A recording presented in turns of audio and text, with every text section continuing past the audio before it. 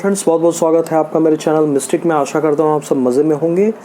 दोस्तों, आज हम इस बात पे चर्चा करेंगे स्वाध्याय करना, वेद शास्त्र उपनिषद या और भी जितने हमारे सनातन आर्ष ग्रंथ हैं उनका अध्ययन करना क्यों ज़रूरी है, जिसे स्वाध्याय के नाम से भी हम जानते हैं। अक्सर आपने ऋषि मुनि संत लोगों को बोलते हुए सुना होगा, स्वाध्याय करो।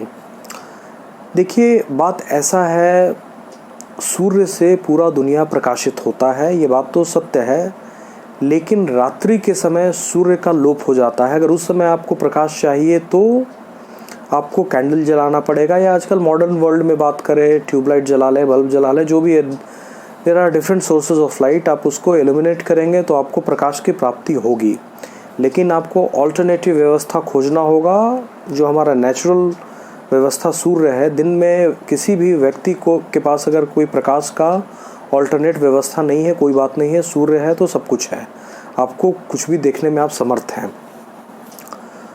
लेकिन रात में हमें अगर प्रकाश चाहिए तो हमें कैंडल जलाना पड़ता है, तो ही हम चीज़ों को एनालाइज कर पाते हैं। यहाँ पे तो प्राकृतिक रूप से मैं बात कर रहा हूँ, तो प्रकृति ने व्यवस्था कर दी है। रात में चांदनी रात है तो भी आप देख सकते हैं। दिन में देखने के लिए सूर्य भगवान उदय होते हैं, भगवान भास्कर का प्राकट्य होता है। रात में लोगों को फैसिलिटेट करने के लिए चंद्रमा की रोशनी सर्वव्याप्त है, लेकिन ये प्राकृतिक व्यवस्था है।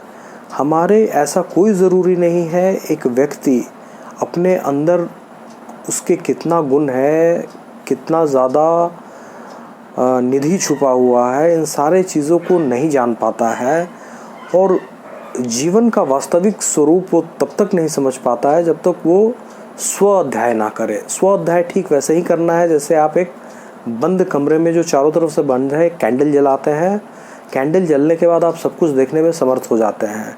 जब आप स्वाध्याय करते हैं तो आप जीवन को ठीक वैसे ही देखते हैं, उसकी अनुभूति आपको ठीक वैसे ही होती है जैसा कि वो है।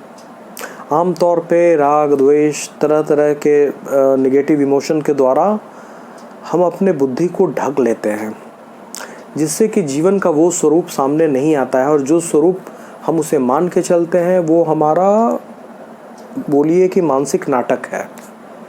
तो इन्हीं मानसिक नाटक को खेलते खेलते जीवन बीत जाता है। स्व अध्याय मित्रों इतना ज़रूरी है कि वो इस परतों को, हमारे जो अपना एक इमेजिनेशन है उसको हटा के जीवन का यथार्थ रूप को हमारे सामने लाता है। और रेगुलर स्वाध्याय करते करते एक व्यक्ति पूरी तरह से जागृत भी हो जाता है।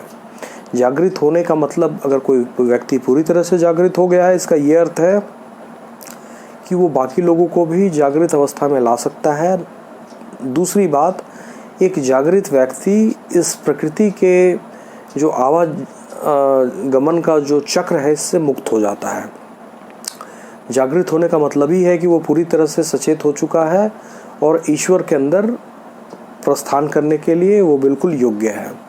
अगर आप हमारे वेद शास्त्रों की आज्ञा के बारे में जानना चाहेंगे तो देखिए, तैत्तिरीय उपनिषद में आता है। उपनिषद जो है ज्ञान का अनुपम भंडार है, उसमें आता है स्वाध्यायानमा प्रमदः। स्वाध्यायानमा प्रमदः, इसका अर्थ होता है स्वाध्याय में प्रमाद न करो, बिना विशाल अध्ययन के मानसिक विकास संभव नहीं है। ठीक मैंने जो आपको बताया, मानसिक विकास की क्यों ज़रूरत पड़ रही है, आप अपना मेंटल एक्यूमेन को क्यों एक्सपैंड करना चाहते हैं, होराइजन को ब्रॉडन क्यों करना चाहते हैं, ताकि आप विशाल जीवन को अनुभव कर सकें। विशाल जीवन सब जगह है। हमारा जीवन का ढांचा ऐसा है, जीवन भगवान ने ऐसा दिया है जो कि एक्सपैंड करना चाह रहा है।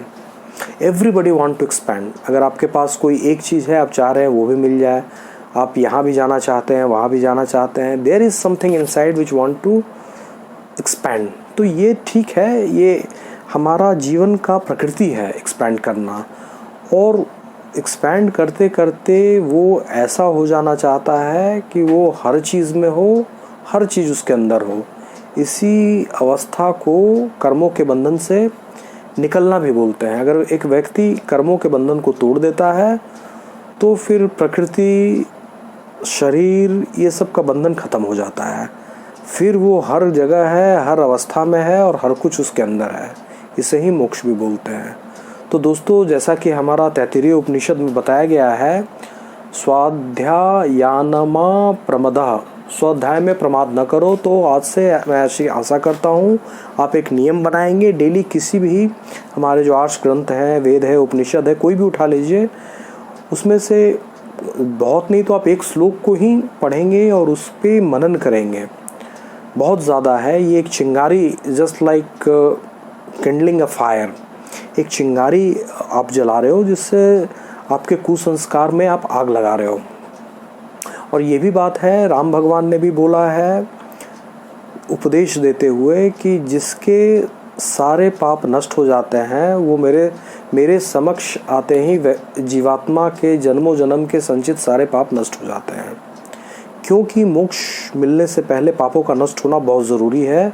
राम भगवान भी इसी की तरफ इशारा कर रहे हैं।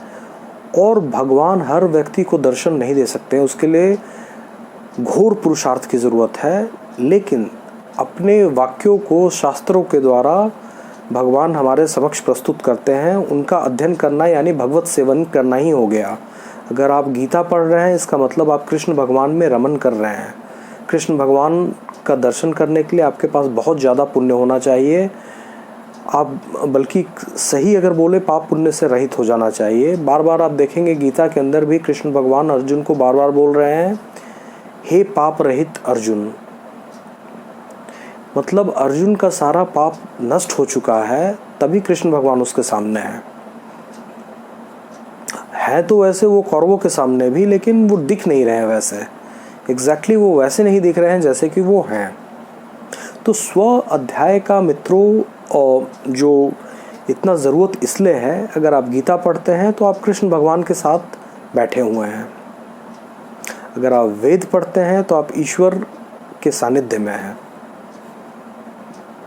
और थोड़ी देर भी भगवान के पास बैठने का अर्थ ही यही है कि आपके लाखों करोड़ों जन्मों के किए गए पापों का उसी समय नाश हो जाता है। तो आशा करता हूँ मित्रों, मैं स्व अध्याय का जो हमारे सारे ऋषियों ने एक स्वर से महिमा मंडन इसको किया है, उसका गूढ़ रहस्य बताने में मैं सक्षम हो पाया हूँ। कल मैं फिर एक रोचक वीडियो के साथ आपके सामने आऊँगा। तब तक के लिए बहुत बहुत धन्यवाद।